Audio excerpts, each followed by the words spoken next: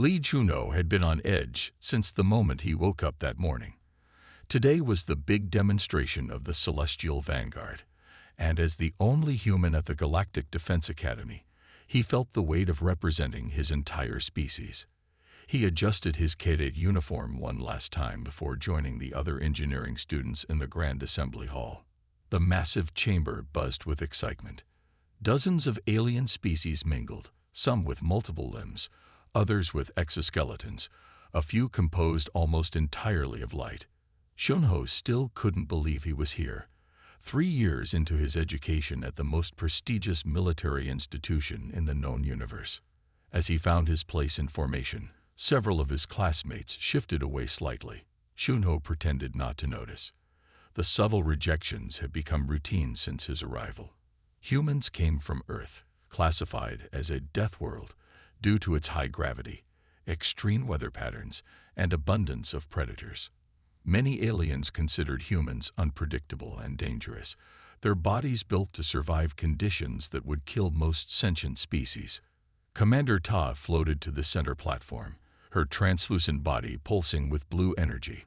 The Etherian officer had 4 eyes arranged in a diamond pattern on her face, all blinking independently as she surveyed the cadets. "Attention," she called, her voice resonating through the hall without need for amplification. The cadets snapped to perfect stillness. Even after 3 years, Shunho marveled at how a being without bones could command such respect. "Today marks a historic occasion," Commander Te announced. "The Celestial Vanguard, crown jewel of our fleet, will demonstrate the jump-fold technology that revolutionized space travel 2 centuries ago. Dignitaries from 17 systems have arrived to witness this event." Shunho tried to focus on the commander's words, but he felt the sideways glance of Cadet Rocks beside him. The Valyrian's facial tentacles curled slightly, their species equivalent of a smirk. Shunho had overheard Rocks earlier that week.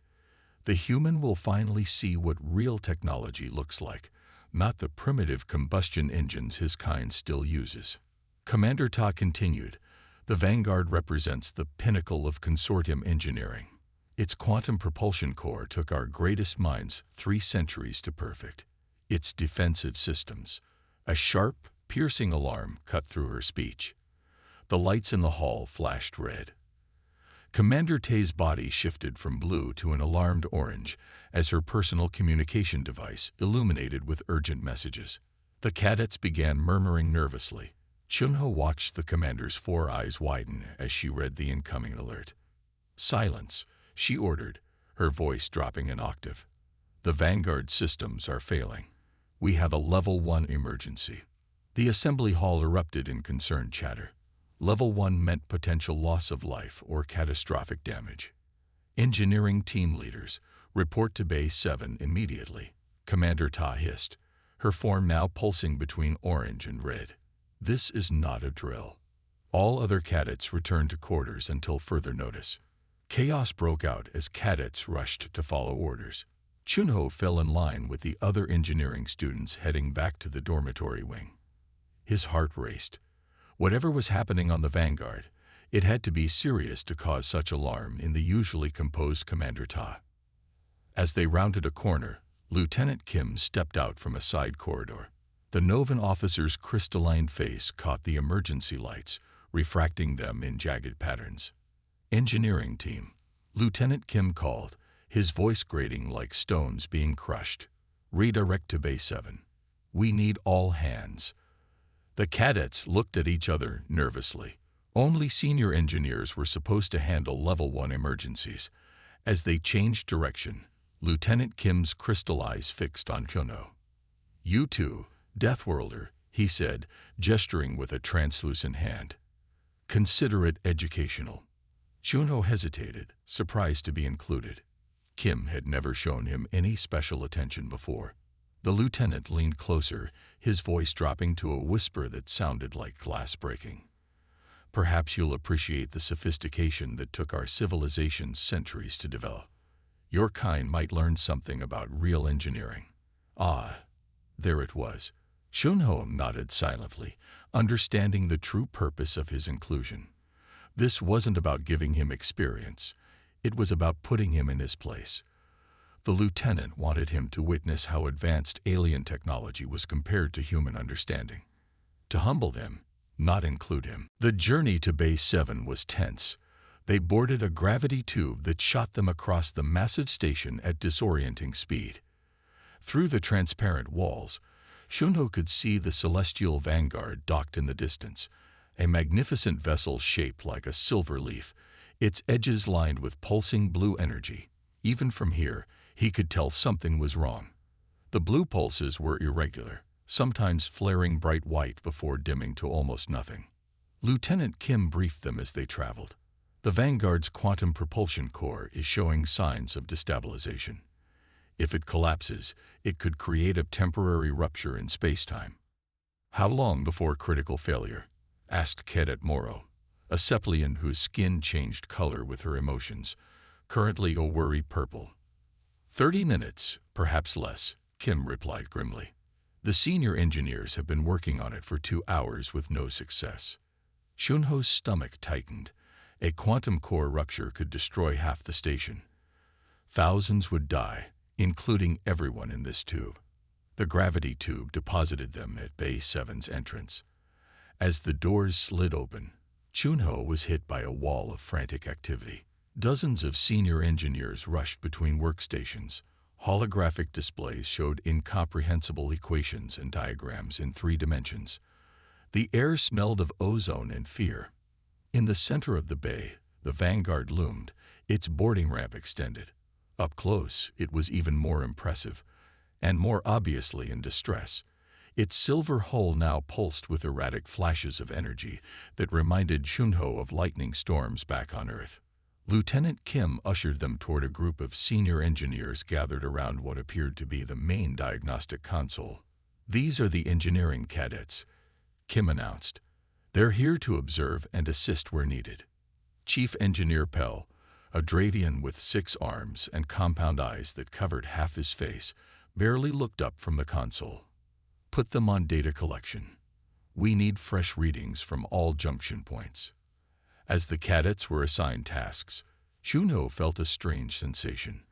Despite the danger and a clear intention to remind him of human inferiority, he couldn't help but feel a spark of excitement. This was real engineering, a life-or-death problem that needed solving.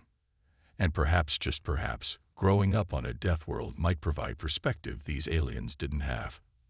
Shunho followed the other cadets into the massive engineering bay where the celestial Vanguard was docked. Despite the emergency, he couldn't help but stare and wonder at the warship. It was truly magnificent, even in its current distressed state.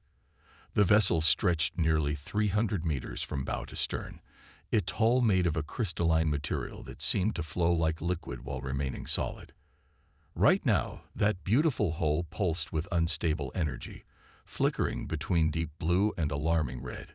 Senior engineers clustered around floating diagnostic panels, their voices rising in urgent tones.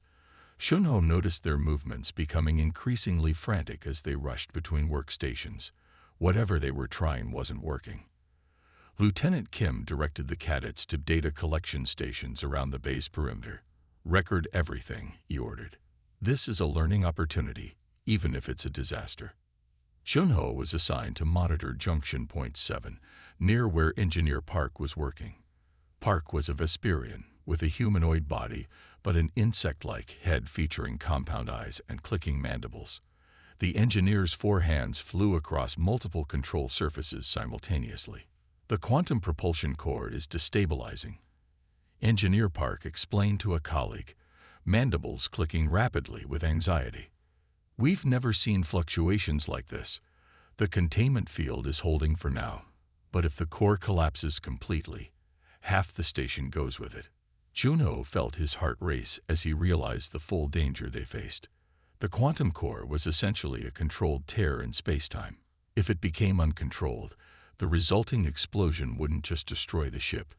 It would create a temporary black hole that would consume everything nearby.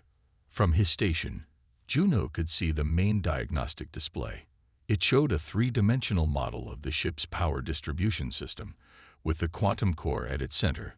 The core was represented by a pulsing sphere that should have been a steady blue, but was now flashing erratically between colors. Chunho watched as the senior engineers attempted various solutions. They rerouted power, adjusted containment fields, and attempted to shut down secondary systems to reduce the load. But after each intervention, the core's instability actually increased. Something about the energy pattern seemed strangely familiar to Chunho. The way the energy built up in certain sections before discharging reminded him of something he'd studied back on Earth. The pattern of pressure and release, the way the energy seemed to flow along certain paths, it was remarkably similar to tectonic pressures in Earth's crust before an earthquake. For 20 minutes, Chunho faithfully recorded data while watching the engineers grow increasingly desperate. Their textbook solutions not only failed but seemed to worsen the fluctuations.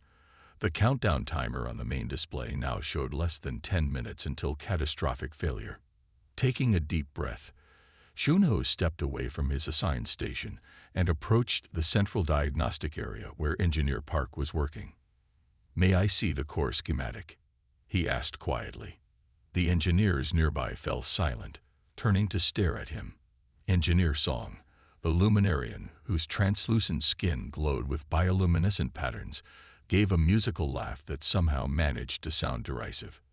"What could a Deathworlder possibly understand about quantum mechanics that we haven't mastered in 3 millennia?" Song asked, her light patterns pulsing with amusement. "Return to your station, Cadet." Chunho stood his ground. "I've been watching the energy patterns. They remind me of something we study on Earth. Earth science." Engineer Song's glow brightened with mockery. "Your people only achieved space travel 2 centuries ago. We've been manipulating quantum fields since before your ancestors discovered fire." Other engineers were now watching the exchange. Lieutenant Kim moved toward them, his crystalline face hard to read, but his posture suggesting anger at Chunho's presumption. "This is no time for the humans' primitive insights," Kim began, but was interrupted by a loud alarm. The main display flashed red as the core's instability increased dramatically. The countdown suddenly dropped from 8 minutes to 5. The last adjustment accelerated the degradation, Captain Choi announced, entering the bay. The Serenian officer's silver skin reflected the emergency lights as she assessed the situation. Unlike the others, her 4 eyes showed no disdain when they landed on Chunho, only a calculating intelligence. "What were you saying, Cadet?" she asked. Chunho swallowed hard. "The energy pattern in the core reminds me of tectonic pressures before an earthquake. The way it builds up and releases along specific pathways. You're treating it as a containment problem, but it looks more like a pressure equalization issue." Engineer Song's glow pulsed with indignation. "Absurd. The quantum fields have nothing in common with your planet's crude geological movements." Captain Choi held up a 6-fingered hand for silence. She studied the display for a long moment, then looked back at Chunho. The countdown now showed 4 minutes and 30 seconds. "Explain your thinking," she said. Chunho pointed to the schematic. "The energy isn't unstable because the core is failing. It's unstable because the distribution system is too rigid. It can't adapt to the natural fluctuations. On Earth, buildings that survive earthquakes are designed to flex, not resist." The alien engineers exchanged glances. Some looked skeptical, others desperate enough to consider any suggestion. "What would you propose?" Captain Choi asked, her voice neutral. "If I could see the full schematic of the distribution system." Engineer Song started to object again, but Captain Choi cut her off with a gesture. "Show him," she ordered tersely. "We have nothing to lose." Engineer Park reluctantly expanded the holographic display to show the entire power distribution network. Chunho stepped forward, studying the complex web of energy pathways that flowed from the quantum core throughout the ship. The system was beautiful in its complexity, and Chunho could immediately see the problem. The distribution network was designed for perfect efficiency under ideal conditions, with power flowing along precisely calculated paths. But quantum fields were inherently probabilistic and chaotic. The system couldn't adapt to natural variations. It's like trying to control a river by building rigid walls, Junho explained. When the flood comes, the walls break, but if you give the river room to spread out during high flow. He gestured to specific junction points in the network. These regulators are working against each other. They're designed to maintain constant flow, but they're creating pressure points instead. The countdown showed 3 minutes. Captain Choi looked at Engineer Park, who reluctantly nodded. His analogy has some merit, Park admitted, mandibles clicking softly. The regulators do work independently rather than as a coordinated system. Can you reconfigure them? Captain Choi asked. Not without a complete redesign of the distribution system, Engineer Song interjected. That would take months of work. Junho shook his head. We don't need to redesign the hardware. We just need to change how the regulators communicate with each other. He pointed to the control interface. If we could reprogram them to function as a network rather than as individual components. Captain Choi studied him for a moment, then nodded decisively. Do it. As Engineer Park reluctantly gave Junho access to the control systems, Lieutenant Kim stepped forward. Captain, with respect, allowing an untrained cadet to modify critical systems is our only remaining option, Captain Choi finished for him. Sometimes fresh eyes see what experts miss. Junho's hands trembled slightly as he began to work, aware that thousands of lives now depended on whether his Earth-based intuition applied to alien technology. The quantum core continued to pulse ominously as the countdown ticked toward 0. Junho hunched over the glowing holographic display, his eyes rapidly scanning the complex web of energy pathways. The alien engineers stood in a tense half-circle behind him, their diverse anatomies all displaying signs of skepticism. The countdown timer flashed ominously in the corner of his vision. 2:47 and decreasing. He took a deep breath and forced himself to focus. The ship's schematics were incredibly complex, but as he studied them, familiar patterns began to emerge. The energy flowing through the quantum propulsion system reminded him of river systems on Earth, the way water naturally finds the most efficient path through resistance. I see the problem, he said, more to himself than to the aliens watching him. Engineer Park clicked his mandibles nervously. Explain quickly, human. We have less than 3 minutes. Junho pointed to the central distribution hub. Your approach treats the symptoms, not the cause. Look here. The core isn't failing. It's being choked. The holographic display showed energy backing up at multiple junction points, creating dangerous pressure buildups throughout the system. Engineer Kang stepped forward, his scaled skin flushing a deep purple with irritation. Impossible. The distribution matrix is perfectly balanced. I personally oversaw its calibration last maintenance cycle. Perfect for steady states, not for adaptive flows, Junho countered, highlighting specific areas where energy was pulsing erratically. On Earth, we learned this lesson through painful experience. Rigid structures fail during earthquakes. Flexible ones survive.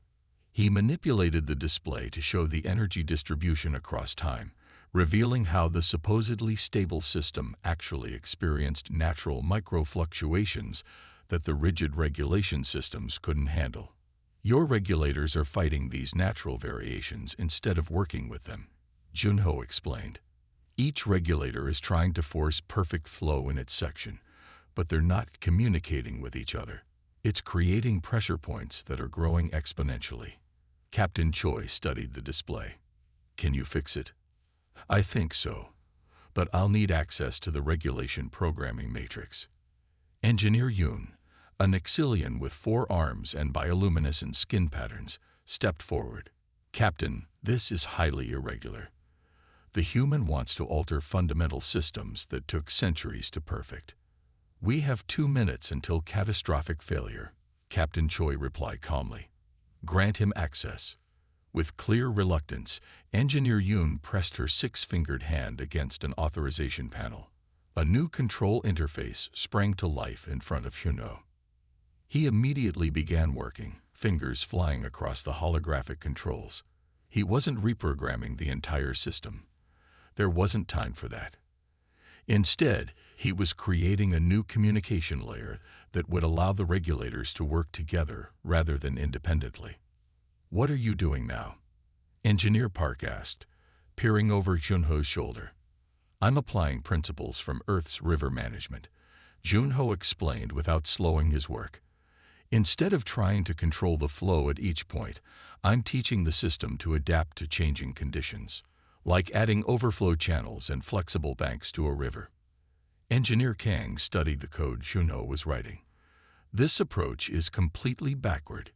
You're deliberately introducing inefficiencies into the system." "Not inefficiencies, flexibility," Junho corrected. "The energy needs room to surge and recede naturally. By giving it controlled paths to do that, we prevent catastrophic pressure buildups." As Junho continued working, he became aware of horrified murmurs from the engineers watching him. He was repurposing components in ways that violated their fundamental understanding of quantum energy management, where their approach emphasized perfect regulation at each junction. Junho was creating an interconnected network that could compensate for variations anywhere in the system. This violates every engineering principle in the academy curriculum. Engineer Yoon protested, her skin flashing alarmed patterns of light. "You're introducing deliberate imbalance into a precision system." "Maybe that's why it will work," Junho replied without looking up. "Sometimes perfect is the enemy of functional." The countdown reached 1 minute. Sweat beaded on Junho's forehead as he implemented the final changes to the regulation system. He wasn't just adding a communication layer now. He was fundamentally altering how the system interpreted energy flows. "Think of it like traffic management," he explained as he worked. "Your current system is like having traffic lights at every intersection that operate on fixed timers regardless of actual traffic conditions. I'm linking them together so they can respond to actual conditions throughout the network." "But the quantum fluctuations are unpredictable," Engineer Park objected. "How can the system anticipate them?" "It doesn't need to anticipate them," Junho said. "It just needs to respond to them faster than they can build up. Like a suspension bridge swaying in the wind instead of trying to stand rigid." With 30 seconds remaining, Junho finished his modifications. The new system wasn't elegant by alien standards. It was a patchwork of adjustments layered on top of the existing framework. But it addressed the fundamental problem. The regulators would now work as a coordinated network rather than as individual components fighting against each other. "It's ready," he announced, straightening up and wiping sweat from his brow. The senior engineers exchanged doubtful glances. Captain Choi stepped forward. "Implement the changes," she ordered. Engineer Yoon made a sound of distress. "Captain, this violates all safety protocols. These modifications haven't been tested or peer-reviewed." "We don't have time for review committees," Captain Choi replied. "The standard approach has failed." 20 seconds, Engineer Yoon. With obvious reluctance, Yoon authorized the system change. Junho took a deep breath and activated his modified regulation system. For a terrifying moment, nothing happened. The core continued to pulse erratically, its instability seemingly unchanged. The countdown reached 15 seconds. Then, gradually, the energy flow patterns on the display began to shift. Instead of fighting against each other, the regulators were now working together, allowing energy to flow where it needed to go while maintaining overall stability. Where pressure built up in one area, nearby regulators automatically adjusted to compensate. "It's working," Engineer Park whispered, mandibles clicking in amazement. The countdown passed 10 seconds, but the core's instability was visibly decreasing. The dangerous red pulses became less frequent, gradually settling into a more stable rhythm. "The pressure is redistributing itself," Engineer Kang said, scales shifting to a surprise blue color. "The system is rebalancing." Junho watched the display intently, hardly daring to breathe. His modifications were having the desired effect, but would they stabilize the core quickly enough? At 5 seconds, the core's energy signature still showed dangerous instability. The engineers tensed, preparing for the worst. Shunho stared at the display, willing his solution to work faster. 3 seconds. 2. 1. The countdown reached 0 and continued. The core hadn't collapsed. Its energy signature still showed instability, but the trend line was clearly moving toward stabilization. Reset the countdown, Captain Choi ordered. Continue monitoring. For 5 tense minutes, they watched as the quantum core gradually returned to normal operation. The energy flows throughout the ship stabilized, finding a new equilibrium that wasn't as rigidly perfect as the original design, but was significantly more resilient. Remarkable, Engineer Park said finally. Turning to Junho, how did you see what we couldn't? Junho shrugged slightly. Earth is constantly trying to kill us.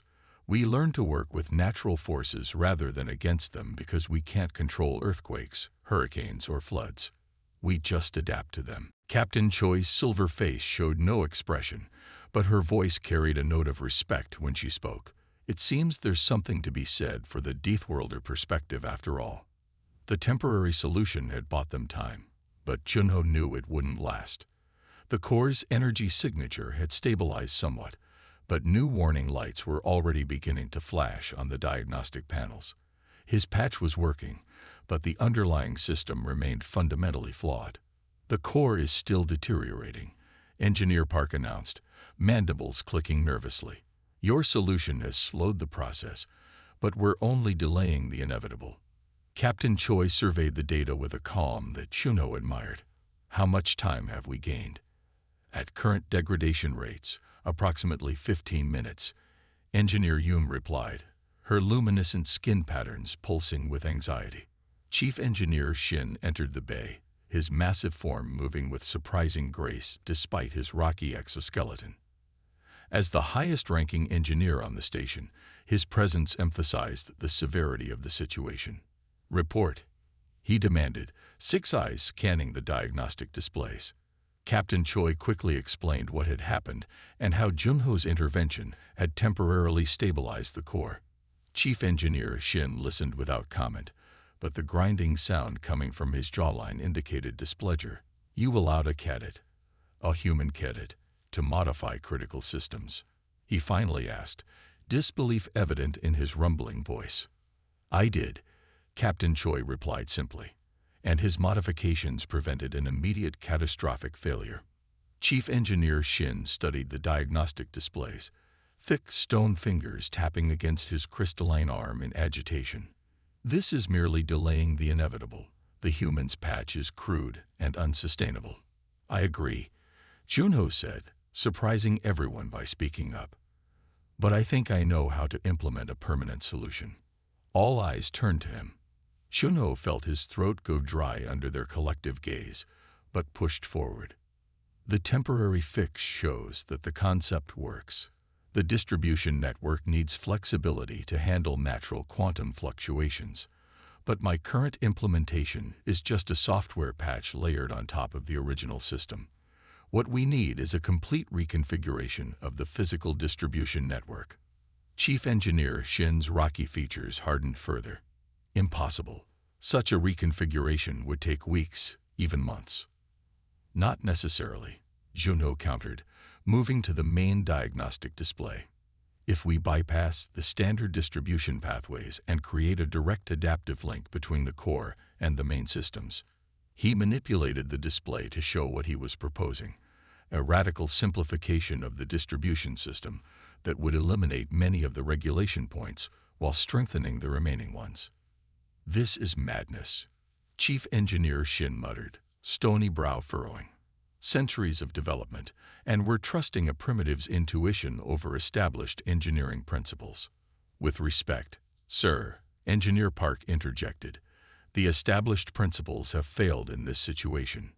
Junho continued developing his proposal, explaining each step of the process. We need to physically rewire key junction points and create new pathways for the energy to flow. The quantum core itself is sound. It's the distribution network that's causing the problem. Captain Choi studied the proposal carefully. This would require physical modifications to the ship. How quickly could it be implemented? With enough hands, we could do it in 10 minutes, Juno replied. But we'd need to work directly inside the ship's distribution chambers. Those chambers are flooded with radiation when the core is active, Engineer Yoon warned. Then we'll have to power down the core during the modifications, Juno replied. Chief Engineer Shin's crystalline eyes widened. Power down the core. That's never been done on an active vessel. The restart sequence alone takes hours. Not if we maintain a minimal energy loop through the auxiliary systems, Juno countered. On Earth, we've learned to bootstrap complex systems with minimal resources. For a moment, silence filled the engineering bay as the aliens contemplated his proposal. The timer showing the estimated time until catastrophic failure continued to count down. 12 minutes remaining. I'll take responsibility, Captain Choi finally said. Assemble a team. We'll implement the human solution. The next 10 minutes passed in a blur of activity. Shunho worked alongside the alien engineers, directing the physical modifications to the ship's distribution system. They rerouted critical pathways, bypassed redundant regulators, and created new connections that would allow energy to flow more naturally through the system. Every time he suggested a modification that contradicted standard practices, Shunho had to explain his reasoning. Some of the alien engineers began to understand his approach, while others remained skeptical. But with time running out, even the skeptics followed his instructions. Working inside the ship's distribution chambers was challenging. The spaces were designed for maintenance drones, not organic beings. Shunho found himself crawling through narrow conduits, his human flexibility allowing him to reach places the alien engineers couldn't access. On Earth, he'd learned to repair complex machinery with limited resources, a survival skill from growing up on a harsh world. Now he applied those skills to alien technology, improvising solutions with the materials at hand. With 27 minutes elapsed since the crisis began, Shunho connected the final circuit of his makeshift solution. The ship's warning signals reached a frantic pitch, indicating that the temporary patch was about to fail completely. All teams, evacuate the distribution chambers, Captain Choi ordered over the communication system. Prepare for reconfiguration activation. The engineering team gathered around the main diagnostic display. The modified system looked nothing like the original design, where the standard configuration had been a complex web of precisely calibrated pathways.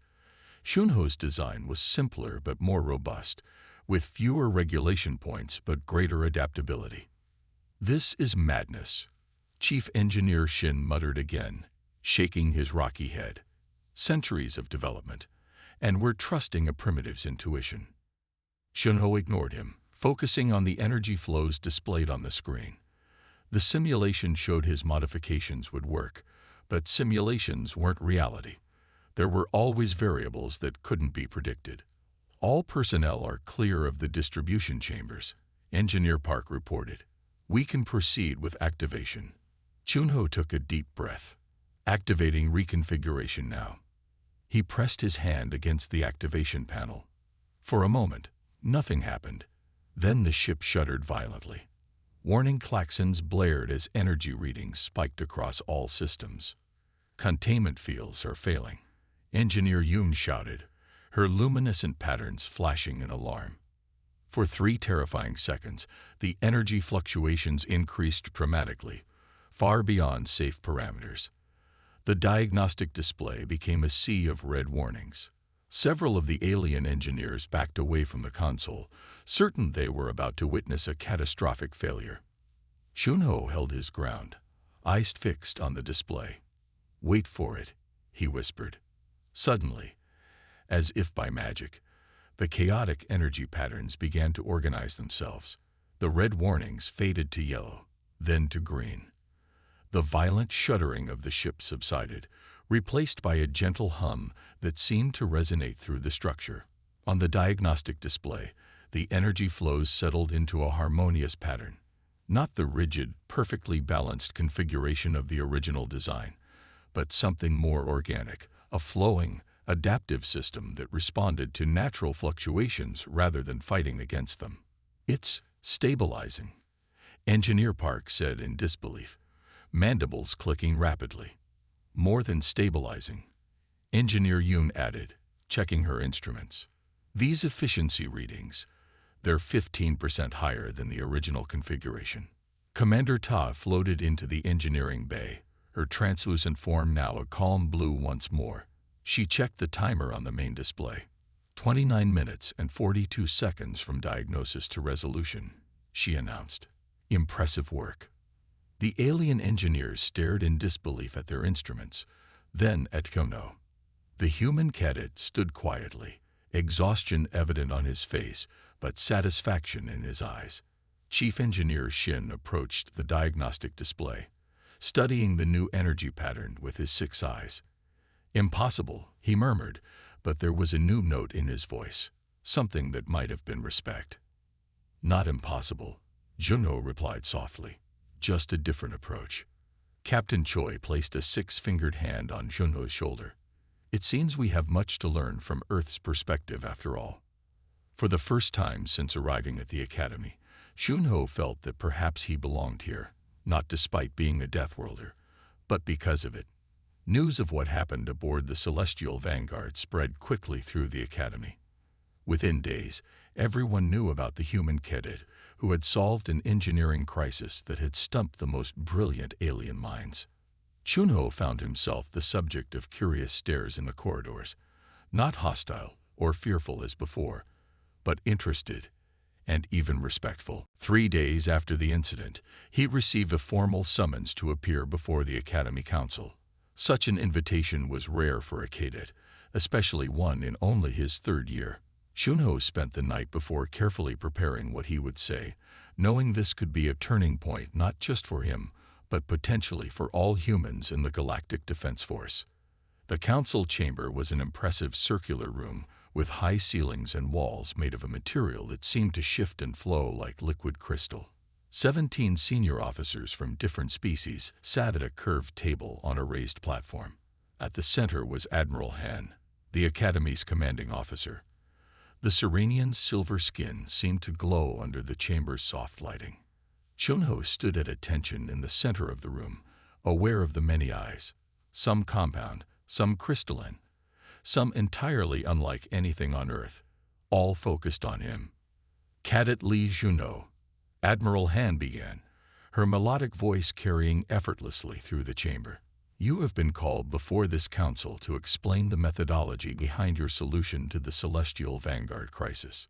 Your actions saved countless lives and preserved a vessel of historic importance. We wish to understand how you achieved what our senior engineers could not. Junho took a deep breath. Thank you, Admiral. With your permission, I will explain my approach. Admiral Han nodded, and Junho stepped forward to activate the holographic display in the center of the chamber. It showed the original schematics of the Vanguard's quantum core distribution system, alongside his modified version. Humans evolved on a planet that constantly tried to kill us, he explained, keeping his voice steady despite his nervousness. Earth has extreme weather, natural disasters, predators, and variable conditions that change rapidly. To survive, we learn to see connections between seemingly unrelated systems and to improvise with limited resources. He gestured to the original design. The standard approach to quantum energy distribution is to create perfectly regulated pathways with precise control at each junction point.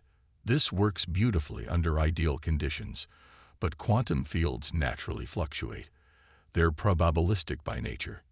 Some of the council members nodded in understanding. Others leaned forward, intrigued. When I looked at the system, Junho continued, I didn't see it as an engineering problem. I saw it as something similar to Earth's river systems during a flood or tectonic plates under stress. Natural systems don't respond well to rigid control. They need room to adapt and flex. He highlighted the key modifications he'd made. My solution wasn't to fight against the natural fluctuations, but to work with them. Instead of treating each regulator as an independent control point, I linked them into a responsive network that could adapt to changing conditions throughout the system. Admiral Han's silver features shifted, and what Juno had learned was an expression of thoughtful consideration.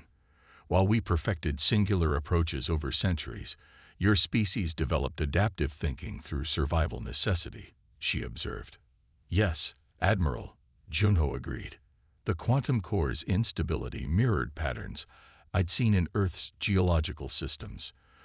The solution wasn't about advanced knowledge, but about recognizing familiar patterns and applying cross-disciplinary thinking. Commander Tai, who had been present during the crisis, spoke next. The modified system has been operational for 3 days now. It's showing a 17% improvement in efficiency over the original design. Chief Engineer Shin has recommended implementing similar modifications to other vessels in the fleet. This statement caused a ripple of murmurs among the council members. For a cadet's innovation to be recommended for fleet-wide implementation was unprecedented. Admiral Han raised a hand for silence. Cadet Lee, your approach to problem-solving has exposed a blind spot in our engineering methodology. We have become so focused on perfection within established parameters that we have lost the ability to see beyond them. This is a valuable lesson. She turned to address the full council. I believe this incident highlights the value of cross-species collaboration.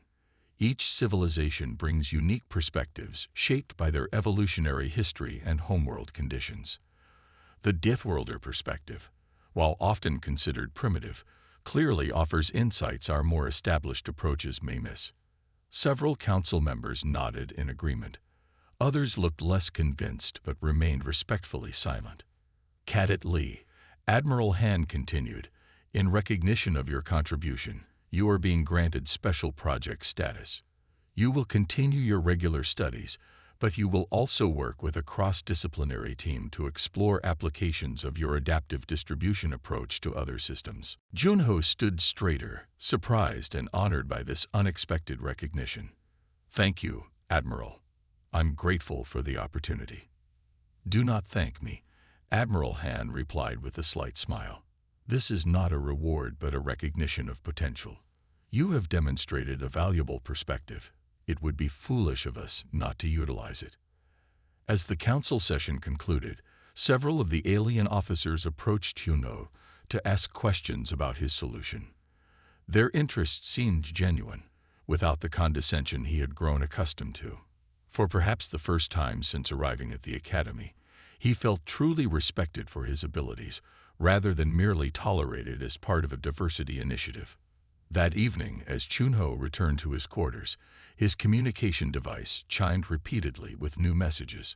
There were assignment requests from departments across the academy. Xenobiology asking for his input on adaptive systems in Earth organisms, weapons development interested in flexible response mechanisms, even the theoretical physics department wanting his perspective on nonlinear problem solving. His roommate, Cadet Moro, looked up from his studies as Chunho entered. The Seplian's skin, which changed color with his emotions, was currently a warm shade of purple indicating friendly interest. I hear you're becoming quite famous, Moro said. The Deathworlder who fixed what centuries of consortium engineering couldn't. Chunho smiled slightly as he sat down on his bed. I just saw a problem differently. That's exactly the point, Moro replied, his skin shifting to a thoughtful blue. Different perspectives are valuable, perhaps more valuable than we've recognized. Over the next few days, Chunho noticed subtle but significant changes in how he was treated at the academy.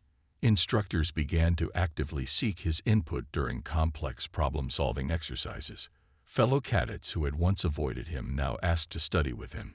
Even Lieutenant Kim, who had been openly dismissive of his abilities, acknowledged him with a respectful nod when they passed in the corridor. During a practical engineering exercise the following week, Chunho was surprised when the instructor divided the class into teams, and several non-human cadets actually requested to work with him. As they collaborated on the assignment, one of them, an Exilian named Ori, asked him a question that made him pause. Is it true that all humans think the way you do? Seeing connections between different systems. Chunho considered this carefully. Not exactly the same, but yes, It's common in human thinking. On Earth, survival often depends on being able to adapt quickly and see patterns across different situations. Fascinating, Ori replied, compound eyes gleaming with interest. My species specializes in precise calculations within defined parameters. We would never have considered your approach to the Vanguard problem. That's exactly why mixed teams are valuable, Juno said. Different evolutionary histories give us different cognitive strengths. As the Academy began to implement more cross-species collaboration, Juno realized something fundamental had changed. For the first time, being a Deathworlder wasn't seen as a liability, a mark of primitive origin that had to be overcome. Instead, it was recognized as a unique perspective that could complement the more methodical approaches of species from more stable worlds. When Admiral Han announced the formation of a special cross-species innovation division with Juno as one of its founding members, he understood that his solution to the Vanguard crisis had done more than save a ship. It had helped bridge a gap between humans and the wider galactic community. Being from a death world wasn't something to be ashamed of or to overcome. It was exactly what the galaxy needed. The end.